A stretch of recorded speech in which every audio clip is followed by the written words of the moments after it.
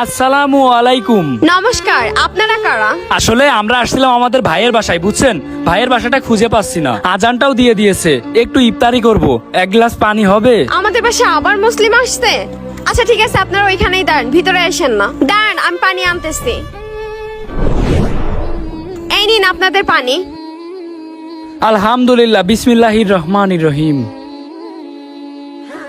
আলহামদুলিল্লাহ, আপনাকে অনেক অনেক ধন্যবাদ। এই নেন গ্লাস। আচ্ছা ঠিক আছে, আপনারা জানতো। আপু একটু শুনেন। বুঝলাম না, আবার কি হলো আপনাদের? আপু, আসলে আমাদের ফোনটা বন্ধ হয়ে গিয়েছে, তো আমাদের ভাইয়ের কাছে কল দেয়া লাগবে।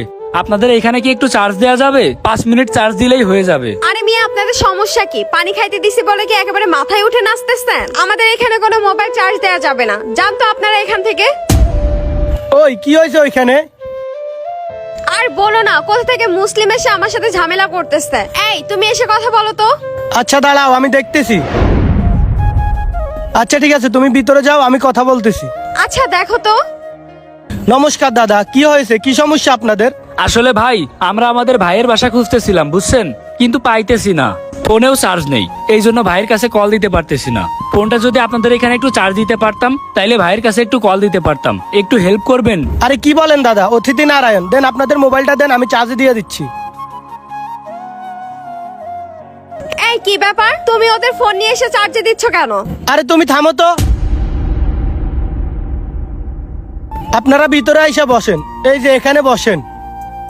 এগুলোর কোনো দরকার ছিল না দাদা। সমস্যা নাই দাদা, আপনারা এখানে একটু বসেন, আমি আপনাদের জন্য কিছু চা নাস্তার ব্যবস্থা করি। কি ব্যাপার, তুমি ওদেরকে চা নাস্তা দিবে কেন? আর ওদেরকে ভিতরেই বা ঢুকাইছো কেন?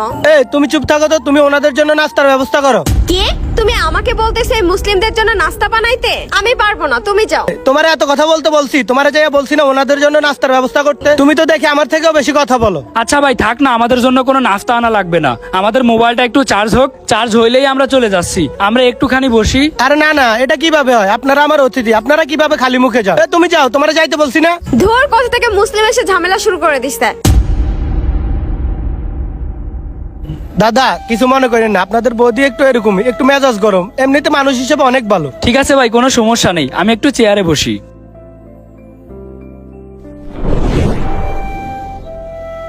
এই নেন, খেয়ে এখান থেকে বিদায় হন।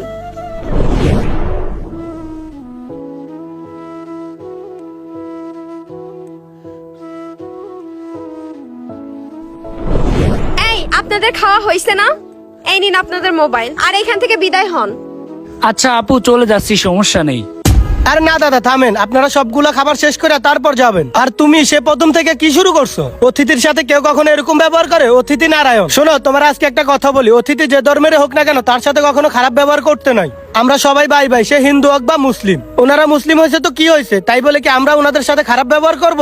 ওনারা আমাদের বাসায় আসছে, আমাদের তো উচিত ওনাদেরকে আপ্যায়ন করা। যাক ভাই, আপনার ব্যবহারটা দেখে আসলে অনেক খুশি হয়েছি। উনার ব্যবহারটা দেখে খারাপ লাগতেছিল, কিন্তু আপনি যেই ব্যবহারটা করলেন আসলে অনেক খুশি হয়েছি। আমরা যেই ধর্মেরই হই না কেন ভাই, আমরা তো সবাই মানুষ, তাই না? আমাদের সবার সাথেই তো ভালো ব্যবহার করা উচিত, সেটা যেই ধর্মেরই হোক না কেন। আপু যেই ব্যবহার করতেছিল আমাদের সাথে, ভাই সত্যি অনেক খারাপ লাগতেছিল, বুঝছেন, কিন্তু বলতে পারতেছিলাম না। কিন্তু আপনি যেই কথাগুলো বললেন শুনে আসলে অনেক খুশি হয়েছি, আমার কাছে অনেক ভালো লেগেছে। আমরা মুসলিম হই বা হিন্দু, তাতে কি হয়েছে? আমাদের সবার রক্ত তো এক, রক্তের ভিতর তো কোনো ভেদাভেদ নেই, সবার রক্তই তো লাল।